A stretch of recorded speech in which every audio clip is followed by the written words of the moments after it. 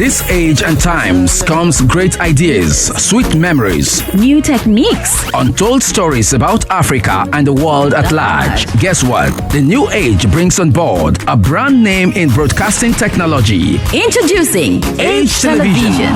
At Age Television, we serve you with professionalism in news and event coverage, live streaming, documentaries, artist management, video and photography, social media management, and lots more. For inquiries, call us on +27 061 773 9628 or 027 064 543 0136. You can also send us WhatsApp messages on 078 229 4593. YouTube HTV/Durban. Tweet us at HTV Durban. Facebook at HTV Durban. Instagram at HTV.Durban. Email us at htvdurban@gmail.com. Visit our website on www.htv.co.za. Age Television, celebrating the uncelebrated.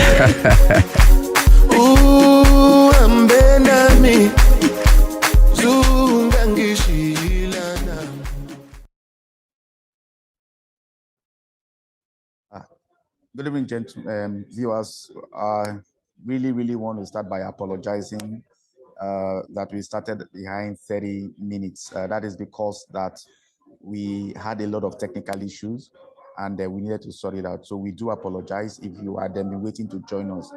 But whatever it is, the show will need to go on.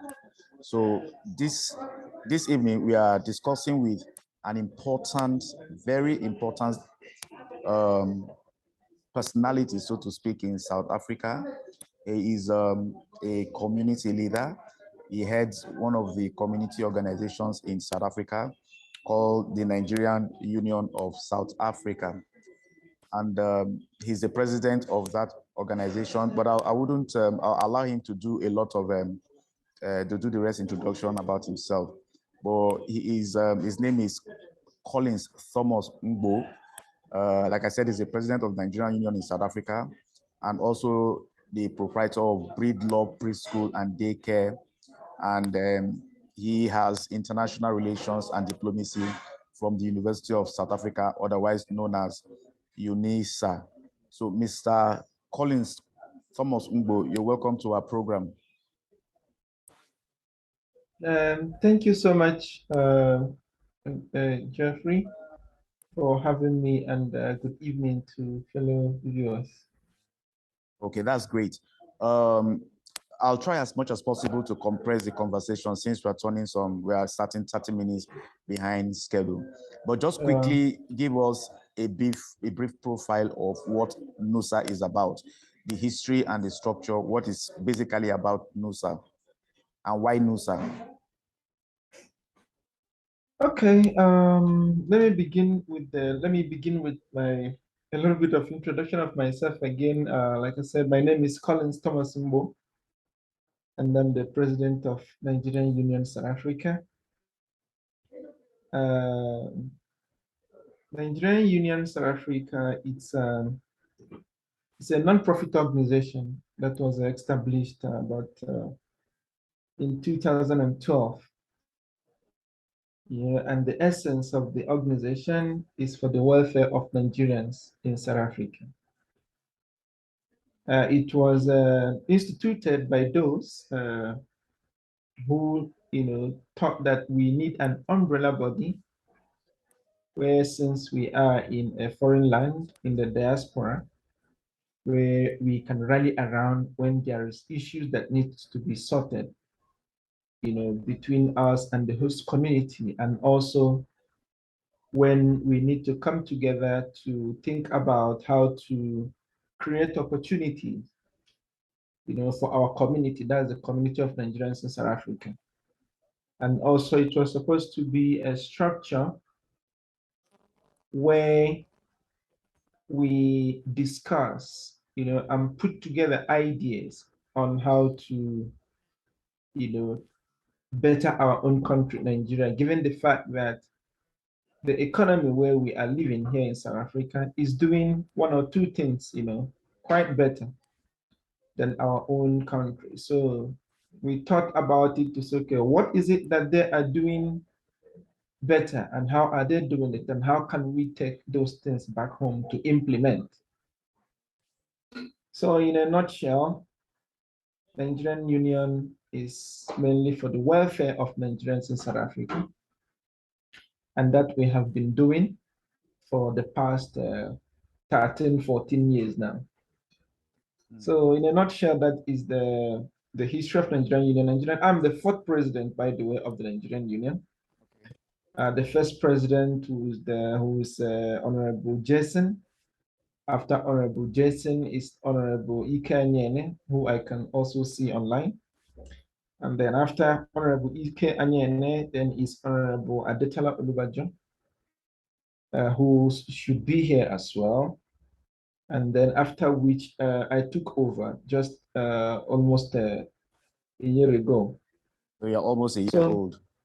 Yeah, so basically, this is the history of Nigerian Union and South Africa and the aim and objective of Nigerian Union and South Africa.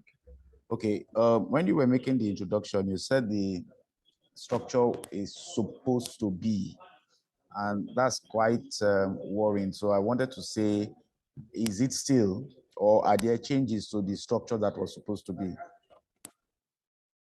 Okay, no, what I mean by that is not that there has been changes. What I mean by that is the fact that that has not been achieved in full. It's a work in progress. Okay, South Africa has 9 provinces, and yes, each of the provinces probably have each of the provinces has about 5 and more cities, and there's a possibility of Nigerians living in each of these cities. Take Gauteng, for instance.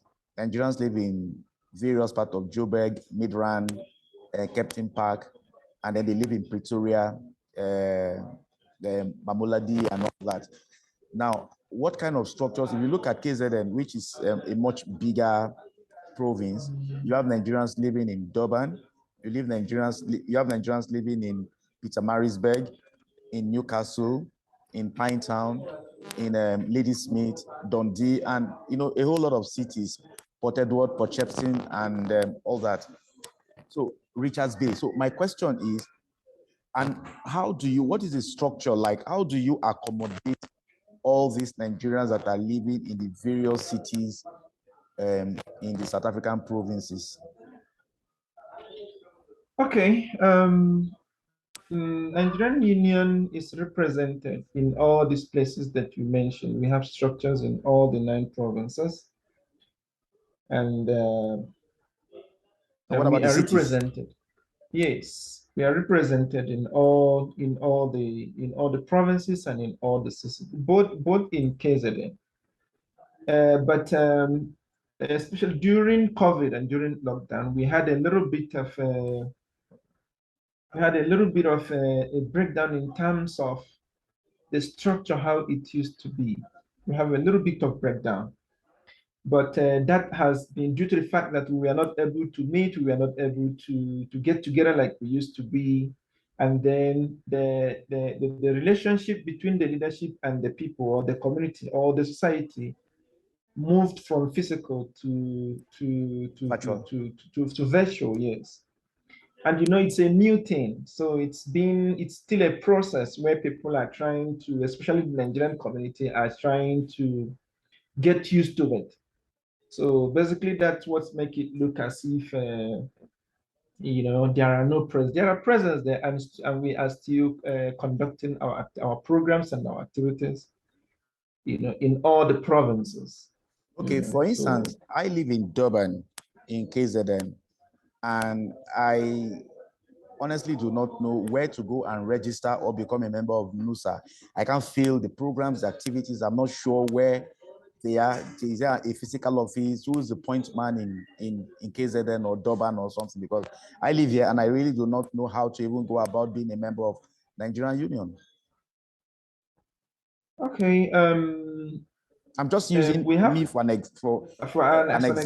There are other provinces that may be looking for where to become members, and yet they can't find any place where they can register. Do you have a Okay. registry? Do you have a register? Okay, probably before the end of the program, I should be able to give you a number of our leader in KZN, who is Honorable Chris, who is the secretary, and also the chairperson there. I'll be able to give you my number and their numbers so that they can be contacted. That's for KZN. And then my number I will give to you so that whoever would like to, to join the union in any province, will be able to reach the number I'm going to give you so that I'll be able to, to communicate with them and give them the number to the right person. Don't you see a problem with that approach? Imagine that I travel into South Africa and I'm looking for a community to join and I do not know you. How am I supposed to know where Nigerian Union is? What are your programs? What programs do you have exactly? Okay, let me begin with the first question that you asked, which is if you come into South Africa and you are, you are new, you don't know anywhere, and how do you locate Nigerian Union? It's just like when you come into South Africa and you're trying to locate an office.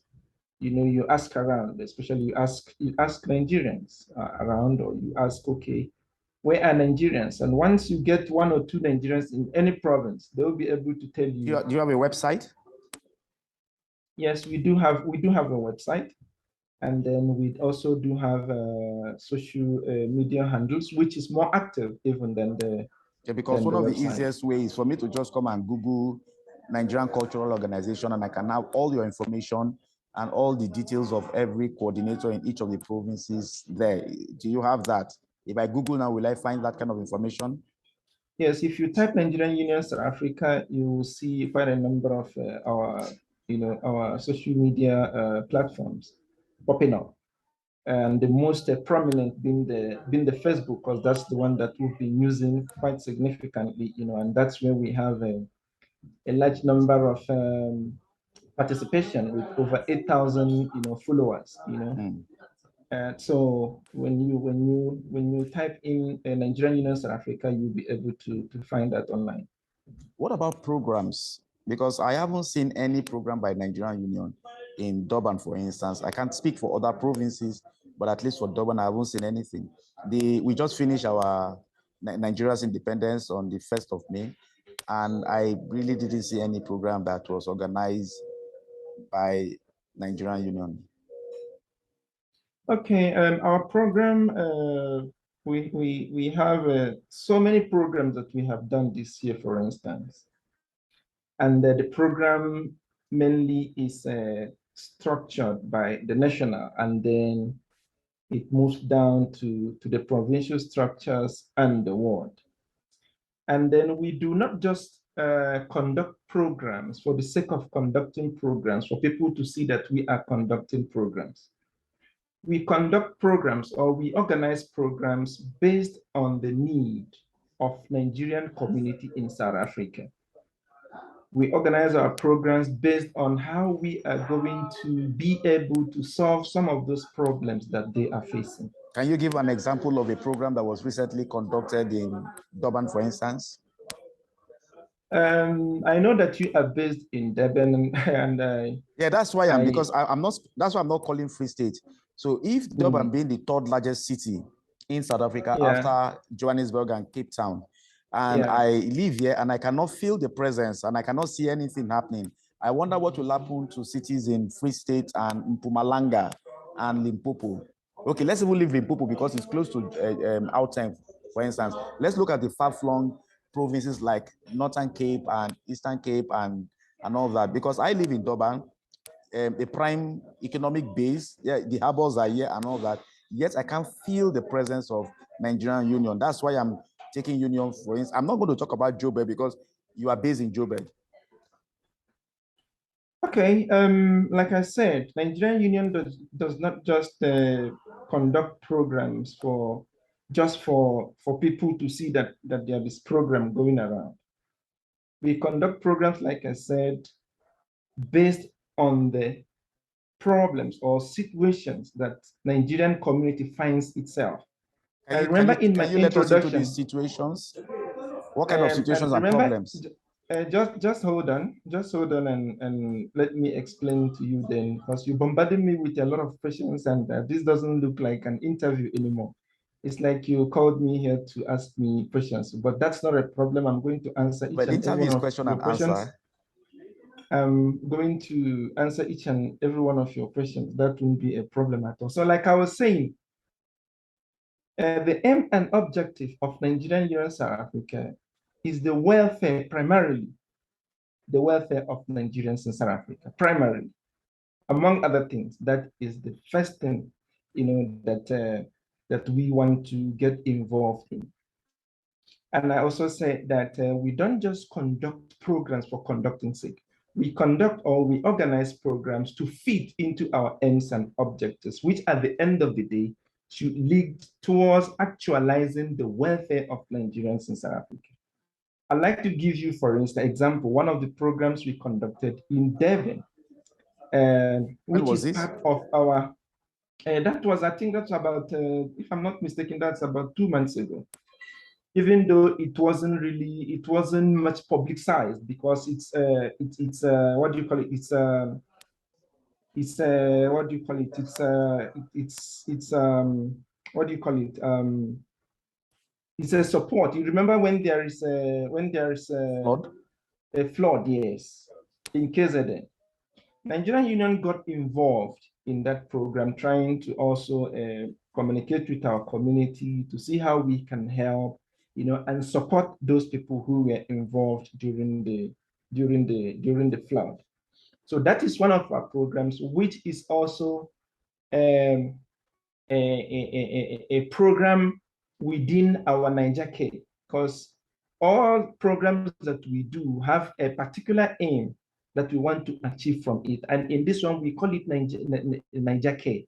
So when that happened, that was about 2 months ago, we got involved. Some people contributed money here and there, even though it did not, we did not actualize as we envisaged. But at the end of the day, we made effort to make sure There that was an activity. that there was an activity, and Nigerian Union was able to participate, and it was out there. And then secondly, and there is a program that is ongoing actually, and it's going to go on for the rest of as long as Nigerians are here in South Africa.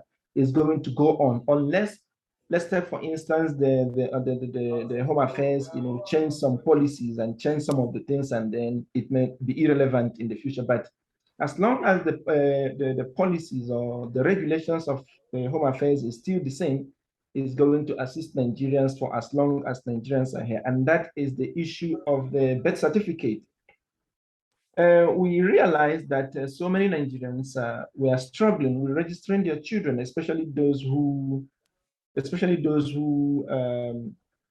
not have a proper documentation.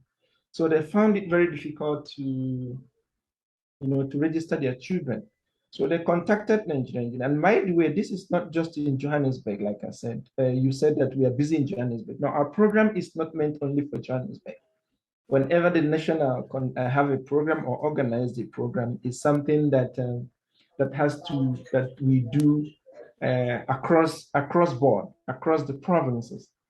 So when this happened, we wrote to Home Affairs, complaining of the situation, because it's contrary to what the Constitution says, which allows for every child the opportunity and privilege to be registered accordingly. Just to a bit of clarification, when you wrote to the Home Affairs, did you make any contact with the Nigerian consulate, or don't you think that the Nigerian consulate would have written to them directly, or what kind of relationship do you have with Nigerian consulate?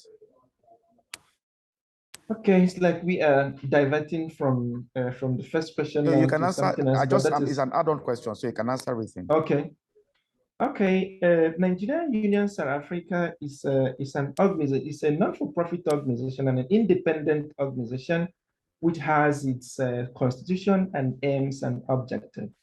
And among those aims and objectives is to work hand in glove with the consulate and the High Commission. Now, when we do our program, we do invite either the consulate, both mission, the consulate and the High Commission. Coming to the relationship, we do not have any problem with the mission at all. We don't have either the High Commission or the consulate, and we will never have a problem with them. We may have concerns if certain things are not done in such a way that we feel is appropriate. Then as a non-profit organization, as a pressure group, we would write to them to say, okay, that we felt that this should be done this way because it's affecting Nigerians, in this way or in that way. Okay. So we do communicate with them and we do relate with them when we do our programs. Okay, that's fine. Why I asked the question are twofold. I'll just give a background and I'll connect the question. I think recently the Supreme Court, if you like, in South Africa just confirmed that every child born in South Africa is eligible to obtaining a South African birth certificate. And this is from a court case that was won by, I think, some German couples also. So that already had been taken care of by a judicial pronouncement. But you did mention that you had a program during the flood in KZN, the unfortunate flood that happened in KZN. So why I was asking about the connection of the Nigerian High Commission is if they were involved or if you informed them, because you are dealing with Nigerians here. Yes, I agree that you're a cultural organization, which is important, and you are doing a good job. But did you carry the High Commission or the consulate in that activity? Because, and again, to be honest, maybe like you said, it's targeted because I didn't hear about the program. That's one. And then two, do you wait until an event happens before you have a program? Is it a reactive program that you have, or you have some proactive program that we do not need to wait for any kind of natural occurrence to happen before we activate them? That programs that have a calendar that when this time comes, we're going to do A, B, C, D. Do you have that kind of program, that kind of calendar of programs?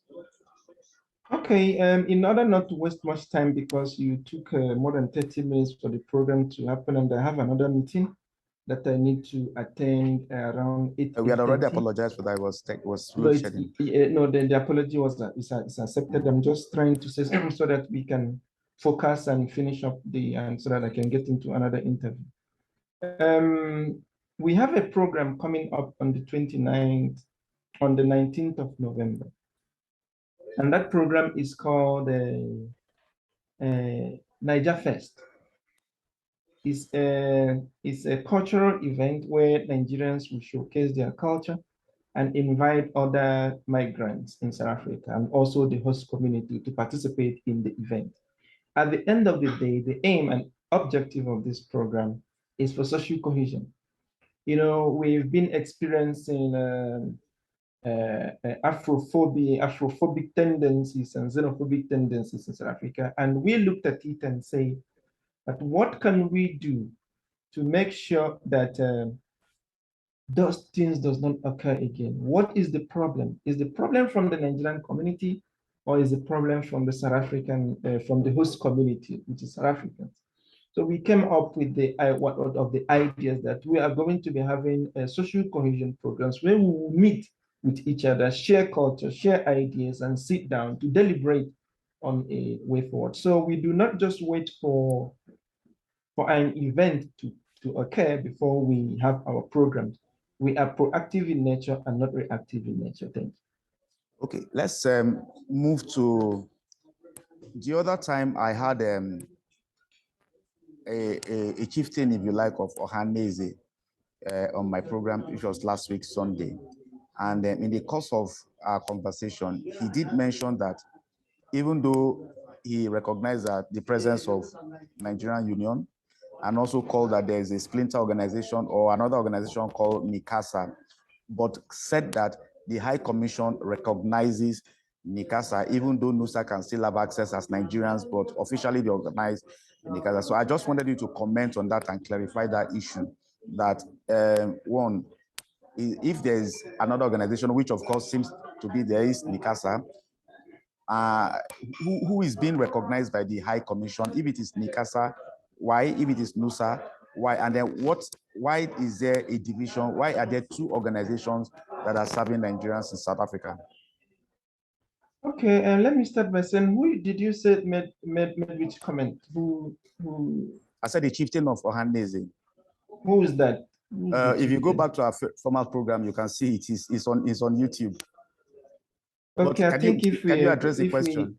I think if we're gonna be having this kind of interview, we should be able to mention names so that we know if that indeed is what. Because any person can be a chieftain. Everyone, But the question is that, calls themselves are you recognized by the chieftain. Nigerian High Commission? Recognition. It's what do you mean by recognition?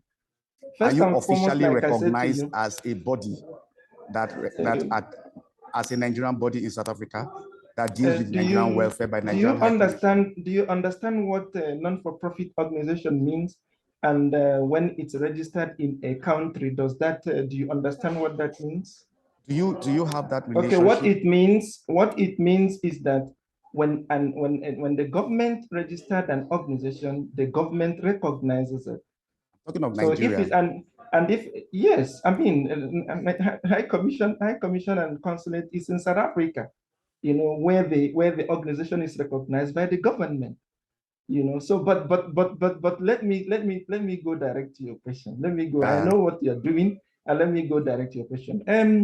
We do not have any problem, like I said, with anyone. We don't have a problem with the High Commission. We had a meeting with the High Commission a few days. I think that was last month, and then we presented our programs, you know, to him, which he was happy. He was willing to work with us. He said that many people have been coming to him, you know, to meet with him, but none of them has presented such a beautiful program, you know. So we don't have any problem with him at all. You know, that is just the confusion that people who doesn't have anything to give, you know, to the community or have any idea or program, you know, to bring forth to the community, to assist the community, will go about telling those stories. We don't have any problem with them.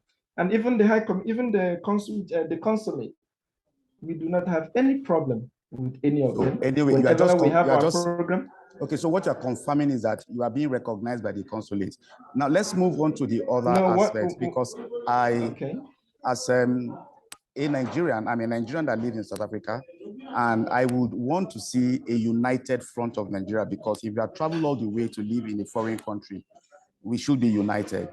Do you want to comment on this issue between NICASA and NUSA? What exactly is going on, and what can be done to bring these two bodies together so that we can form a united front? Nigerian Union South Africa has been in existence for 15 years. And then any other organization that came about just came lately. And we do not have any problem with the existence of any organization so far as the program and agenda is to contribute towards the development of the community, and also to assist, you know, in making sure that the community receive the necessary assistance and help that it needs. There is a lot of work to be done in the community, but there is very few people in the community who are willing to work to solve those problems and to grant those assistance. So anyone who is genuinely, you know, interested in participating in community leadership and in helping our community, South Africa, if South Africa allows such organization to exist and to register, who are we not to not to allow them? Anyone can exist and do what the Constitution prescribes that they should do to assist the community. Do you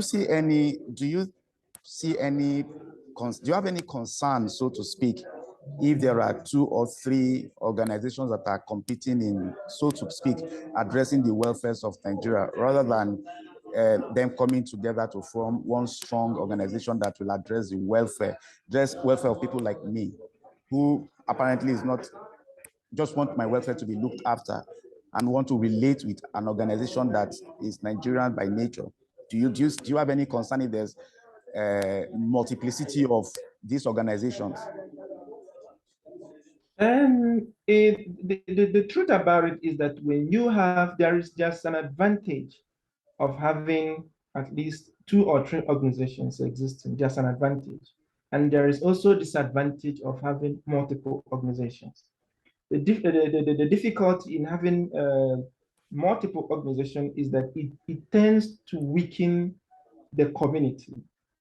It tends to weaken the community. It's better when the community is one and we have one voice, so that when there is a problem, when there's an issue, we'll be able to solve it as one united, community with one voice and unity of purpose. But that is where we always have a problem, in unity of purpose. And then the other advantage of having a multiple organism is that so that we can have a check and balance, because when you have a unitary organization, one may tend to relax, to say, okay, since it's one, then there's no kind of how do I put it, no kind of pressure, from your end, to go out there and do what you're supposed to do. But coming to your question about Nikasa, and let me speak straight to it, and the Nigerian Union. And Nikasa is an offshoot of Nigerian Union. Most of the people who are leading Nikasa today used to be the members of Nigerian Union, and some of them were leaders of Nigerian Union, and some of them were leaders also who couldn't make it during the election of Nigerian Union, especially during the 2017, 2018 section, of the National Congress. So that actually is when the division started. Once those during that period could not win the election, they decided to. Are they disgruntled? Yeah, I can't say disgruntled, but what I'm saying is that some of them, not all of them, when that election didn't go in their favor, decided to go otherwise. So you're saying that because they lost out in an election, they left the Nigerian Union to go and start Nikasa, another organization? I'm saying that during our 2017 election, that some members of the leadership of Nikasa of today were part of that election who didn't become successful in the election. So you are the present leader of NUSA, as it were. Are you thinking of making any effort to reach out to Nikasa so that you can reconcile these people that left to start up a splinter group? That's one. And then as a group weakened your operations in South Africa? Not at all. Not at all. In fact, to be honest with you, some of the things that we have achieved after the left are even more than what we achieved prior. So it only distracted us in a way, but it didn't weaken us at all, because our structures are still in place, our words are still in place. But I'm here today, it's 2022, and we have programs we are yet to come. We have programs which are running. Like I said, we have programs which even after my administration, we continue to go on. So we are still here, and we are not weakened by. Okay, by you talked anyone, about, you said that we'll be weakened by having multiplicity of group has advantage and disadvantage. And yeah. one of the disadvantages perhaps may be that, like you said, it can weaken the community, as it were. Yes. Are you making any effort? So obviously, if it can weaken the community, that means there's an impact it has had on NUSA. Now, as the current president, are you making any effort, or do you have any plan or program to reach out to Nikasa people and reconcile so that there can be one organization that is strong and virile? To be honest with you, Nigerian Union South Africa is the umbrella body of Nigerian organization in South Africa, and we are always open-minded. Are you open-minded. initiating anything? Yes, of course. When we have when we have any program that in such that we want to invite people to sit down and discuss, we don't have a problem in extending our invitations to them. No, my question is not extending invitation for a program. My question is there a deliberate program to reach out to them, to reconcile them so that everybody will be together again? Nigerian Union South Africa is an organization, an NPO organization, like I said, whose aim and objective is the welfare of Nigerians. That's our priority. So when I say that when we have a program, we bring them, we try to invite them, is a step that we put forward. So you cannot just go to somebody's house and you tell the person to come and join you in what you're doing. You make an effort in trying to create a conducive environment. And if the person extends a positive arm in receiving the conducive, then you move further. So have they ever invited you to any of their program also? Myself, I've not been invited. I've never been invited to. You've never been invited?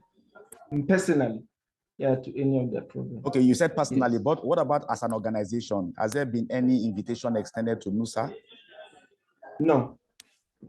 Okay, let's talk about some of the challenges that Nigerians are facing in South Africa. Let's start with the student and then we'll move to the other people. Yes, I do know that the student has their own association and they have a direct relationship with the High Commission and also the consulate. But is there any kind of relationship between NUSA and the student, particularly in helping the student to resolve some of the study permit issues that they have from time to time? Yes. I don't know how to put it so that so that we can understand each other. Like I said, as long as you are a Nigerian in South Africa, irrespective of whichever organization that you belong, we help. In fact, when people call us, just like I'm being called now, somebody is calling me, I can see they have a problem somewhere. They are calling, they want help. We don't ask your organization. We don't ask where you belong. All we want to know is, are you a Nigerian? Even if the person is for whichever organization, to be honest. Mr. Collins. In fact, Mr. when Collins, people can you allow me? Let me rephrase can you my allow question. me to finish? Let me rephrase my question for proper understanding. Okay. There are demography in every society. And for now, I'm speaking specifically about the Nigerian students in South Africa. That's what I want you to address, okay. Nigerian students in South Africa. Like I said, Nigerian students in South Africa are part and parcel of Nigerian community in South Africa. I just got a call. I just got a message from one Nigerian, from a Nigerian student who needs assistance. Even while I was, preparing for this interview, my vice president who just got the information and she sent it to me. Then I told her, okay, let me get done with the interview and then we get back to it. So we do not differentiate whichever way you are, whether you are a student, whether you're a business person, as long as you are a Nigerian, you are part and parcel of that, you are a member of our community, and whatever problem that you are going through, there is one way or the other that we tend to come in and try to assist you in the situation. Why I ask the question even is as a student, yes. From the High Commission, from the Home Affairs point of view, they obviously differentiate the demography. The kind of visa that they give to the students is different from the kind of visa they give to other people. It's called study permit, and the conditions around it is different. The issues around it is different, and different from the other people that are not there. That was how I was trying to, because even the High Commission, the Home Affairs, and in any country at all, there's always a demographic differences. But anyway, let us move to, because the student issue is quite straightforward with the Home Affairs. Let us talk about the Nigerians that either came in as asylum seekers and they're not able to renew their asylum, or they overstayed their visas and then they do not have any kind of papers and all that. Should that kind of problem arise and they come to NUSA, for instance, what kind of, now I'm asking that you inform Nigerians so that, after watching this program, they will know what to do and call you also, obviously, for help. What kind of support and assistance can you give to these categories of people?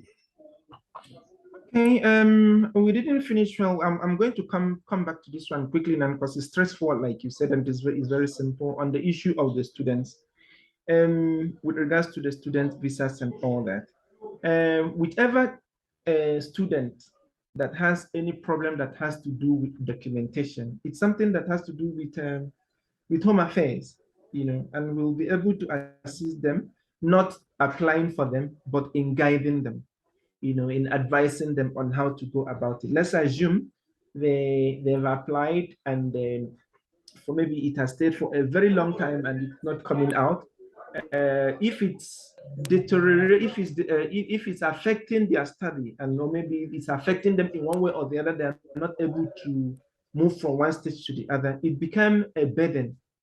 Now, in such cases, what we do is that we write to Home Affairs to say, okay, our student in KZN University or in Stellenbosch or wherever it is going through 1, 2, 3 problems, and because of the backlogs you have at Home Affairs, they are not able to, to move to the next stage.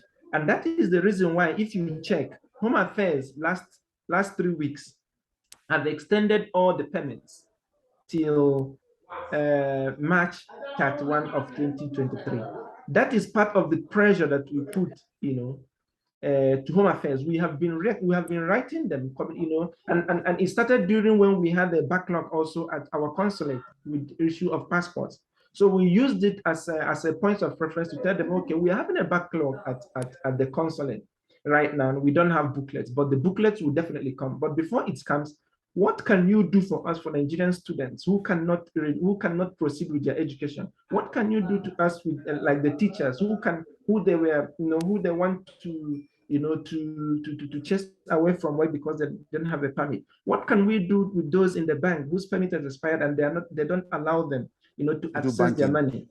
Yes, so that is one of the major, because we didn't give up. We keep writing them, even when they don't respond. We keep writing them, and that was one of the major reasons why they issued that directive that all the permits has been extended till the 31st of March 2023, so that people can go use this period to fix their documents. Yes, we are really just I beg your pardon. There's something you just said now that is quite important that I wanted to ask, because these are some things that people also face. Take, for instance, the student community.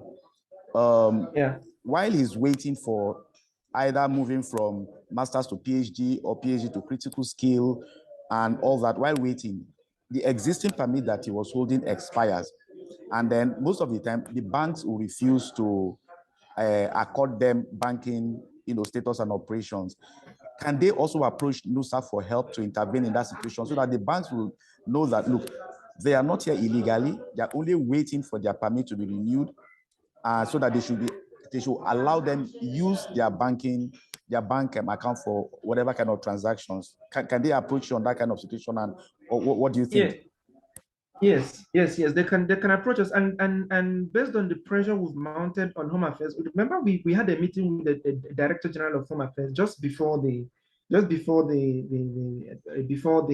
lockdown. We had a very serious meeting, and these are some of the things that we presented on their table.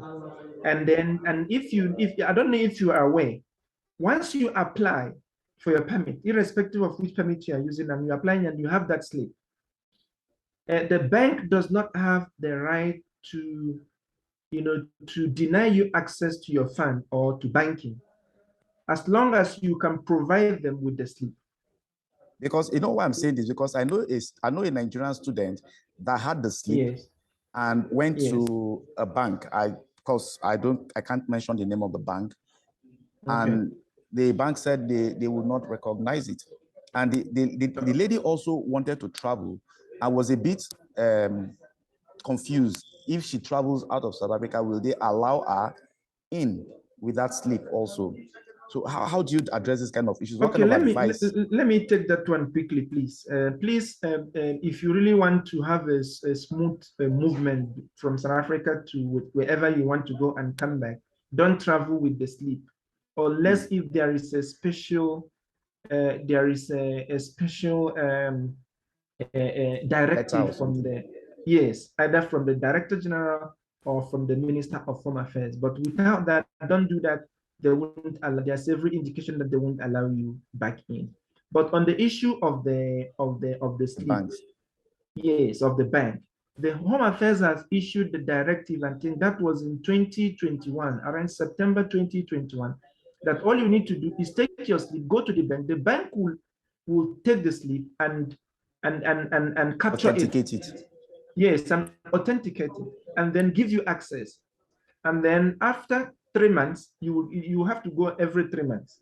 After 3 months, you will go back to them, then they authenticate it again until you have your permit. And once you have your permit, you also take it to them so that they call it what do they call it? They call it okay, there's a name that they call it, but the fact is that once you have a slip, you are not supposed to be denied access. All you need to do is to make time, because it takes time.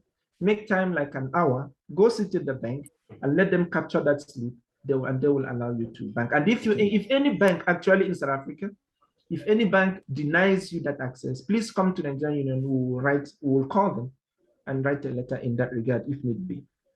Okay, all right. I'm sure most of the students that are going to watch this telecast will take that advice. And if you also do not mind, we can display your number so that they can reach you. Or rather, okay, maybe when we are closing this meeting, you can just call your number and also your website so that they can go online and also get all your contact numbers there. So the other aspect I was also asking were those that either came as asylum seekers and are not able to renew or overstayed their visas and all that. What kind of support do you think you can give to those people? Okay. When you come into the country, you do not come in as an asylum seeker. You come in either through either you flew in or you come in through the border. And then coming in, you'll have to have the right documents to come in. That is very important. And while you are here, and then if you see any need, there's a need, for you to apply for asylum seeking. Asylum seeking is not only when there is war in a country. It can also be, you can also apply for asylum due to economic, you can be an economic refugee. It can be because you are running away from one persecution stigmatization or whatever, yeah, or one thing or the other, yes. So all you need to do is to go to Home Affairs. If you are in Gauteng, the one in Pretoria. If you are in Limpopo, the one in Messina. If you are in Western Cape, the one in Cape Town. If you are in Devon, the one in, okay, I've forgotten the name where that one is. And I will advise people now that the application of new asylum is ongoing, although it's very slow now, but it's ongoing as we speak.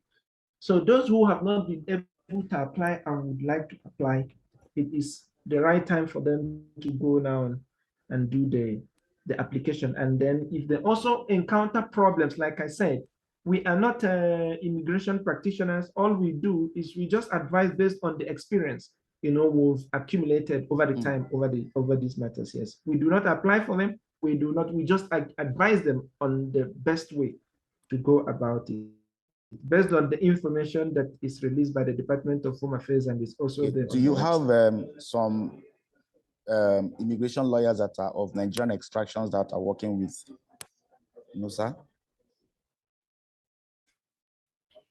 We have one or two lawyers who are of Nigerian descent and who are by default members of Nigerian Union South Africa, but I'm not sure they are not purely immigration lawyers, practitioners. Yes, practitioners, but they do also assist in terms of immigration issues. Okay, as we round up so that you can attend to other issues, like you said.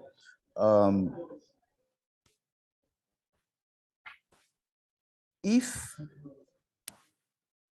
there is a forum for Nusa. I say this because you talked about you writing letter to the Home Affairs, which is very commendable. Now, imagine that Nikasa is also writing the same kind of letter to Home Affairs. So these are two Nigerian bodies writing to Home Affairs. It's probably going to create a bit of, it's not tidy with Home Affairs. So is there in any way, I say this because you say you are the apex body, you are the first Nigerian body. Do you think you and your executive, now not just you as a person now, Nusa, make some steps in inviting Nusa so that there could be some kind of unification so that two letters are not sent by two organizations to one South African agency? Do you think that is possible in the near future? Yes, it's possible. Like I said, will be stronger together as Nigerian community in South Africa. But having said that, these are two different bodies as well. I don't think. I mean, there are two different bodies registered with two different names, although they are actually doing almost the same thing. Though I don't know what Nikasa is doing. I don't know what's in their constitution, but I want to believe that they are also there for the welfare of Nigerians. That's what I think. Even if they write to Home Affairs will see that this is from Nigerian community or Nigerian citizens of South Africa, and this is from Nigerian Union South Africa. Like you said, it's not going to be tidy. But what can we do?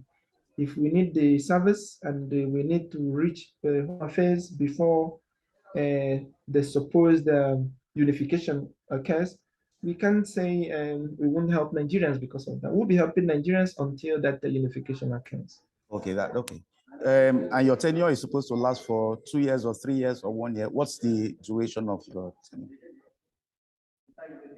3 years. Okay, all right. So we wish you well. And you said you are just about a year old. We wish you well in your other remaining 2 years. Can you hear me?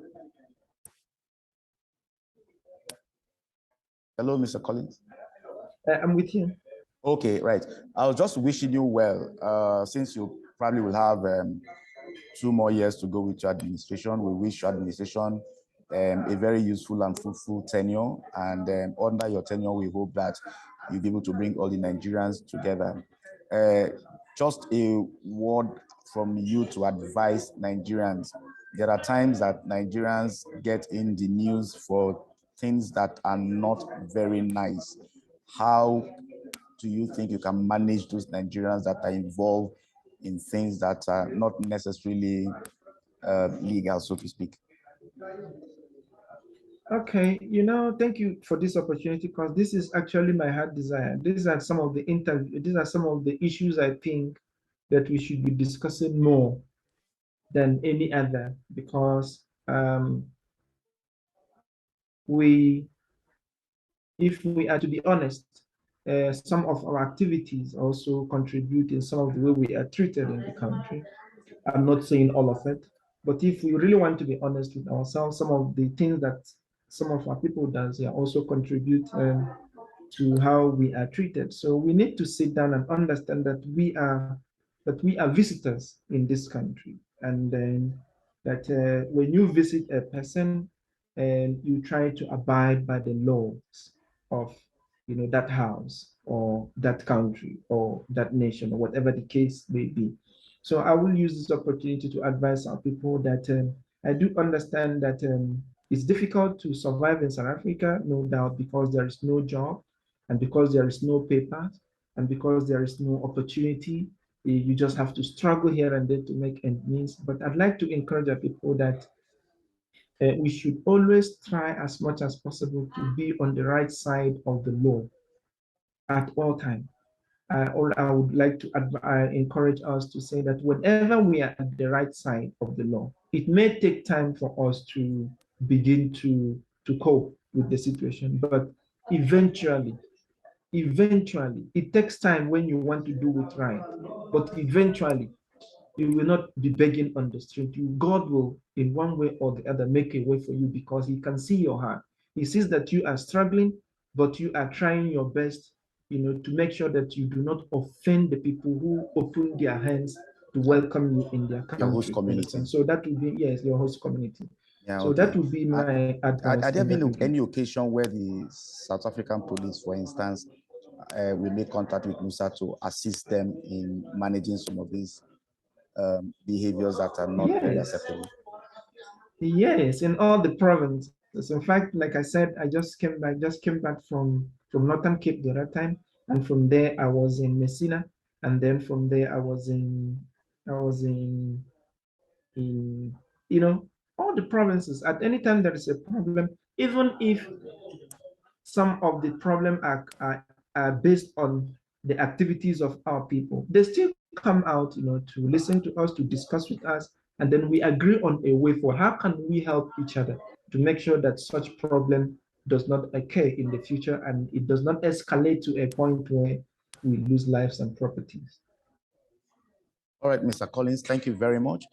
I truly wish you well in all your endeavors, particularly in managing the last part of the conversation, which is keeping Nigerians out of anything that will bring bad news against the people.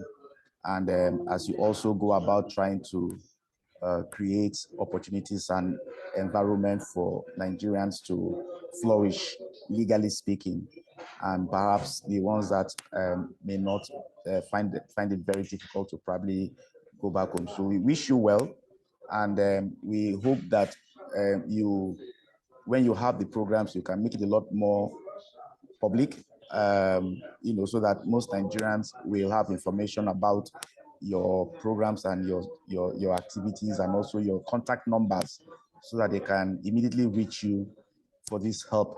And in one word, as you close, what do you say about some Nigerians that have become agents in getting international passport for Nigerians, other than just allow Nigerians to go to the consulate directly and get this?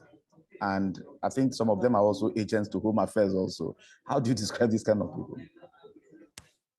In every part of the world, you find agencies. It's just that in our own case, some of them are not formalized. But in every part of the world, you find agencies, people who are like intermediaries to people who may not have the time to go there and people who does not know what to do. It's always good to find somebody who can help you do, as long as that person is doing it, in such a way that you are not ripped off, in such a way That the that person is you also will, registered. The agent is yes, registered. is also registered. But in our case, it's quite different. It's quite different. So, but I will encourage Nigerians go to the consulate and apply for your passport and get your passport. And if there is, for any reason whatsoever, you want to use what do you call it, an agent, you must understand that anything could happen. Is there a Anything could possible, could because something you've raised an important issue. I've asked you because there's something you just raised that is important. If is it possible, because there are, like you said, it's important at times to use agents to achieve some certain immigration objectives or any other objective for that matter is important, and there's nothing wrong with that as long as they are registered, as you said. Now, is there a possibility of you coordinating the registered one so that an average Nigerian will go to your website and see the list of registered agents on whatever they want to do? And that way they do not fall into the hands of those that are, so to speak, hustlers and not registered.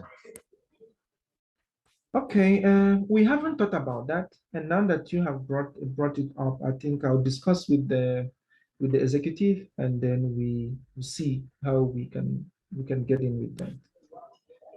All right, thank you very much, and have a good evening. Thank you so much for the time, and all the best. All right, bless you. All All right, right, take care. viewers, we've been speaking with Mr. Collins Thomas Mgbo, who is the president of Nigerian Union in South Africa, to discuss issues that surround the welfare of Nigerians and how his association has helped Nigerians in achieving a lot of stability. until we come your way next time. Next week, we'll be discussing a topic that is very, very important that has an impact also in our mother country, which is Nigeria. Until then, my name is Dr. Udo James Akpan. See you.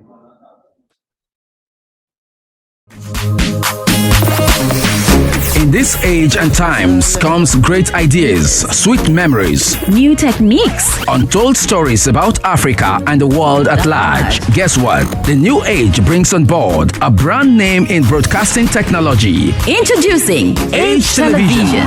At Age Television, we serve you with professionalism in news and event coverage, live streaming, documentaries, artist management, video and photography, social media management, and lots more. For inquiries, call us on +27 061 773 9628 or 027 064 543 0136. You can also send us WhatsApp messages on 078 229 4593. YouTube HTV/Durban. Tweet us at HTV Durban. Facebook at HTV Durban. Instagram at HTV.Durban. Email us at htvdurban@gmail.com. Visit our website on www.htv.co.za. Age Television, celebrating the uncelebrated.